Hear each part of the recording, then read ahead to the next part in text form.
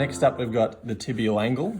So this is the straight line that will draw from the knee through to the foot when the foot is contacting the ground for the first time. If someone is overstriding, you'll notice that this line is reaching forward out in front of them. If they're landing underneath their knee, this line will be relatively straight, and if they're landing behind their knee, it will be behind them. So this is just a good indicator of things like overstriding. Next up, we've got landing position in relation to center of mass. So this is a similar thing to tibial angle. It just gives us an indication of overstriding. At this stage, we can also look at things like where on the foot the person is landing. So whether that's heel, midfoot, forefoot, it again just gives us an indication of how far in front of themselves they're reaching and what they're doing through swing phase that's going to impact their landing. We've got the foot inclination angle, and this is the angle that the foot makes with the ground on contact. So if the person's a heavy heel striker and they reach quite a fair way in front of themselves, their toe will be pointed upwards and it'll create quite a high angle with the ground. What this can do is it can place some unwanted loads through the muscles across the front of the shin. What we're going to look at is running cadence. So if we were to take this video and match it up with a metronome, we'd see this person is running at about 165 steps per minute. We're told the ideal running cadence is around about 180. In this case, we wouldn't go and try and jump them up to 180 all of a sudden. It's something you could slowly edge them towards over a slow period of time if you felt it was necessary for their injury. Here we're looking at knee flexion through mid-stance. So this is obviously the angle that's created at the knee when we're weight bearing through that middle phase of the foot being in contact with the ground.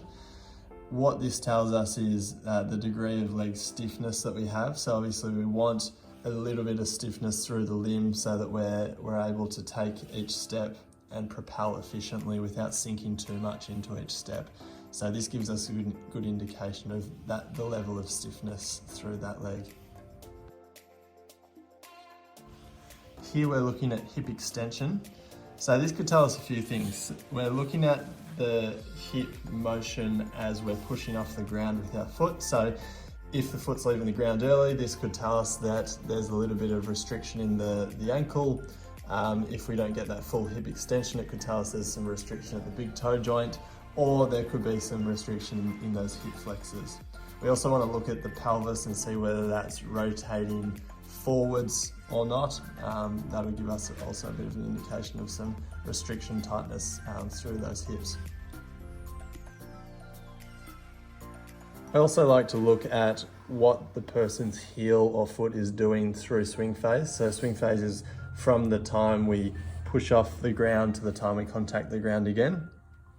What they do with this leg and their foot through this swing phase tells us a lot about what muscles they're using to pull the leg through, and it tells us a lot about how they're going to set up their landing position as well.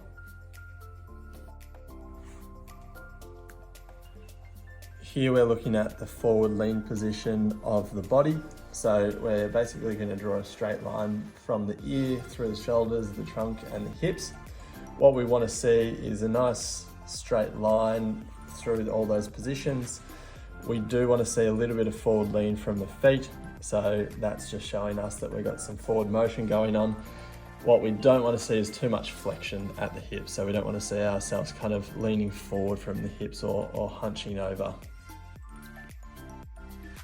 Here we're looking at the vertical displacement of the body. So this vertical displacement is basically the amount of movement that you get from your lowest phase in stance phase to your highest phase in swing phase. And we're measuring the distance between those 2 points. So we want to try and keep this vertical displacement as minimal as possible. We use a lot more energy if we're really pushing ourselves up high and then having to absorb all that load as we come back down and land on it. So trying to keep our bodies nice and horizontal the whole time.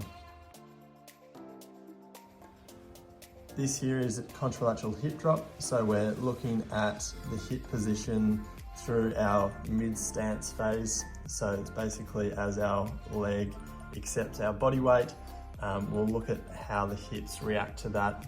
It tells us a little bit about the strength of some of those muscles that surround the hip and the lower back, and their ability to absorb loads and keep us nice and stable. Here we're looking at the knee window. So this is the gap that we would want to see between the two knees through the whole gait cycle. Ideally what we want to see is a couple of centimeters of spacing. We want to make sure that those knees are well controlled through all phases of gait.